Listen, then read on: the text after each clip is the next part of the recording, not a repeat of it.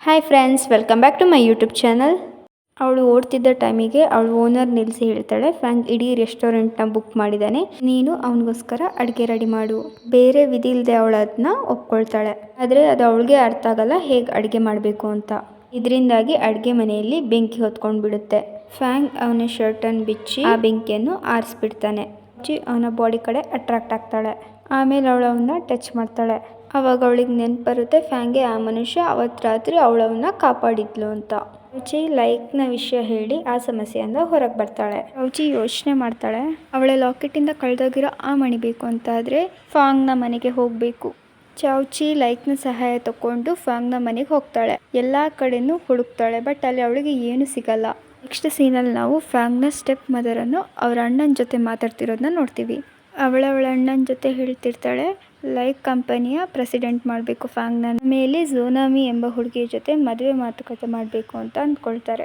Next ಹೋಟೆಲ್ನ owner ಚೌಚಿಗೆ ಕ್ಯಾಟ್ರಿಂಗ್ದು ಕಾಂಟ್ರಾಕ್ಟ್ಗೆ sign ಹಾಕಿಕೊಂಡು ಬರ್ಲಿಕ್ಕೆ ಹೇಳ್ತಾಳೆ. ಅವಳು ಕ್ಯಾಬಿನ್ ಒಳಗೆ ಹೋಗಿ ಅವಳ ಮಣಿಯನ್ನು ಹುಡುಕ್ಲಿಕ್ಕೆ ಶುರು ಮಾಡ್ತಾಳೆ. ಆದರೆ ಅಲ್ಲಿ ಅವಳಿಗೆ ಏನು ಸಿಗಲ್ಲ. ಯಾವಾಗ ಫ್ಯಾಂಗ್ ರೂಮಿಗೆ ಬಂದು ಅವನ ವಸ್ತಿಯೆಲ್ಲ ಉಲ್ಟಾ ಪಲ್ಟಾ ಆಗಿರೋದನ್ನ ಗಮನಿಸ್ತಾನೋ ಅವನಿಗೆ ಚೌಚಿ ಮೇಲೆ ಡೌಟ್ ಬರುತ್ತೆ. ಫ್ಯಾಂಗ್ ಚೌಚಿಗೆ ಹೊರಗೆ ಬರ್ಲಿಕ್ಕೆ ಹೇಳ್ತಾನೆ. ಮತ್ತೆ ಲೈಕ್ ಚೌಚಿ ಇರುವ ರೆಸ್ಟೋರೆಂಟ್ಗೆ ಬರ್ತಾನೆ. ತುಂಬಾ ಜಾಸ್ತಿ ಕುಡಿತಾನೆ. ಚೌಚಿ ಅವನನ್ನು ತಡಿತಾಳೆ. ಆಗ ಅವನು ಅವಳ ಕೈಯನ್ನು ಟಚ್ ಮಾಡ್ತಾನೆ. ಏಲಿಯನ್ಸಿದ್ದು ಸ್ಕಿನ್ ತುಂಬಾ ಸೆನ್ಸಿಟಿವ್ ಆಗಿರುತ್ತೆ. ಅದರಿಂದಾಗಿ ಅವಳ ಕೈ ತುಂಬಾ ಉರಿಯೋಕ್ಕೆ ಶುರು ಆಗುತ್ತೆ. ಈ ರೀಸನ್ಗೆ ಅವಳ ಕೈಯಲ್ಲಿ ಯಾವಾಗಲೂ ಗ್ಲೌಸ್ ಹಾಕೊಂಡಿರ್ತಾಳೆ. ಆದರೆ ಈ ಟೈಮಲ್ಲಿ ಅವಳ ಕೈಯಲ್ಲಿ ಗ್ಲೌಸ್ ಹಾಕೊಂಡಿರಲ್ಲ. ಫ್ಯಾಂಗ್ ಲೈಕನ್ನು ಹುಡುಕಿಕೊಂಡು ರೆಸ್ಟೋರೆಂಟ್ಗೆ ಬರ್ತಾನೆ. ಪ್ರಜ್ಞೆ ಇಲ್ಲದೆ ಮಲಗಿರೋದನ್ನ ನೋಡಿ ಫ್ಯಾಂಗ್ ಸೆಕ್ಯೂರಿಟಿಗೆ ಕಾಲ್ ಮಾಡಿ ಅವನ್ನ ಕರ್ಕೊಂಡು ಹೋಗಕ್ಕೆ ಹೇಳ್ತಾರೆ. ಆಗ ಅವನಿಗೆ ಸ್ಟೋರ್ ರೂಮಲ್ಲಿ ಚೌಚಿ ಕಣ್ಣಿಗೆ ಬೀಳ್ತಾಳೆ. ಲೈಕ್ ಟಚ್ ಮಾಡಿರೋದ್ರಿಂದ ಅವಳ ಆರೋಗ್ಯ ಹಾಳಾಗಿರುತ್ತೆ. ಫ್ಯಾಂಗ್ ಹತ್ರ ಬರ್ತಿದ್ದಾಗಿ ಚಳಿಯ ಕಾರಣದಿಂದ ಅವಳು ಫ್ಯಾಂಗ್ನ ಹಗ್ ಮಾಡಿ ಅಲ್ಲೇ ಮಲಗ್ತಾರೆ. ಚೌಚಿ ಬೆಳಗ್ಗೆ ಹೇಳ್ತಿದ್ದ ಹಾಗೆ ಫ್ಯಾಂಗ್ ಅವಳ ಹತ್ರ ಕೇಳ್ತಾನೆ, ರಾತ್ರಿ ನಿನಗಷ್ಟು ಚಳಿ ಯಾಕಾಗ್ತಿತ್ತು? ಒಂದು ವೇಳೆ ನೀನು ಏಲಿಯನ್ ಅಲ್ಲಲ್ವಾ? ಅವಳು ಮಾತನ್ನು ಮರೆ ಮಾಡೋಕ್ಕೋಸ್ಕರ ನಾನು ನಿನ್ನೆ ಫ್ರಿಜ್ ಹತ್ರ ಹೋಗಿದ್ದೆ, ಹಾಗಾಗಿ ನನಗೆ ಜ್ವರ ಬಂತು ಅಂತ ಹೇಳ್ತಾಳೆ. ಅವನಿಗೆ ಆ ಮಾತಿನ ಮೇಲೆ ನಂಬಿಕೆ ಬರೋದಿಲ್ಲ. ಆದರೂ ಅವನು ಅಲ್ಲಿಂದ ಹೊರಟೋಗ್ತಾನೆ. ಆಮೇಲೆ ಅವನು ಝೋನಾಮಿಯನ್ನು ಮೀಟ್ ಆಗ್ತಾನೆ. ಅವನ ಸ್ಟೆಪ್ ಮದರ್ ಅವನಿಗೋಸ್ಕರ ಹುಡುಕಿರೋ ಹುಡುಗಿ. ಅವನಿಗೆ ಏನು ಅನ್ನಿಸ್ತಿದೆ ಅಂದರೆ ಅವನು ಝೋನಾಮಿ ಜೊತೆ ಫಸ್ಟ್ ಟೈಮ್ ಮಾತಾಡ್ತಿರೋದು. ಆದರೆ ಇವಾಗ ಗೊತ್ತಾಗುತ್ತೆ ಝೋಫಾಂಗಿ ಫಾಂಗ್ನ ಎಕ್ಸ್ ಗರ್ಲ್ ಫ್ರೆಂಡ್. ಫ್ಯಾಂಗ್ಗೆ ಮರುವಿನ ಕಾಯಿಲೆ ಇದೆ. ಅವನು ಸೋಫಾಂಗಿಯನ್ನು ಕೂಡ ಮರ್ತು ಬಿಟ್ಟಿರ್ತಾನೆ. ಚೌಚಿ ಫುಡ್ ಡೆಲಿವರಿಗೋಸ್ಕರ ಬರ್ತಿರುವಾಗ ಆ ಫುಡ್ಡೆಲ್ಲ ಚರಂಡಿಗೆ ಬಿದ್ದು ಬೀಳುತ್ತೆ. ಫಾಂಗ್ ಚೌಚಿಯ ಲೊಕೇಶನನ್ನು ನೋಡ್ತಿರುವಾಗ ಅವನಿಗೆ ಗೊತ್ತಾಗುತ್ತೆ ಅವಳು ಅರ್ಧ ಗಂಟೆಯಿಂದ ಅಲ್ಲೇ ಒಂದು ಪ್ಲೇಸಲ್ಲಿದ್ದಾಳೆ ಅಂತ.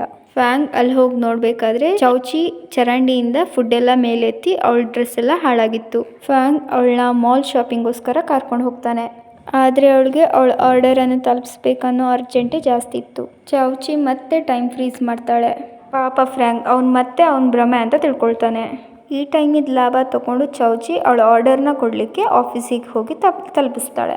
ಓನರಿಂದ ಬಯಸ್ಕೊಳ್ಳೋದನ್ನ ತಪ್ಪಿಸ್ಕೊಳ್ತಾಳೆ. ಫ್ಯಾಂಗ್ ಡಾಕ್ಟರ್ ಹತ್ರ ಹೋಗಿ ಮಾತಾಡ್ತಾನೆ.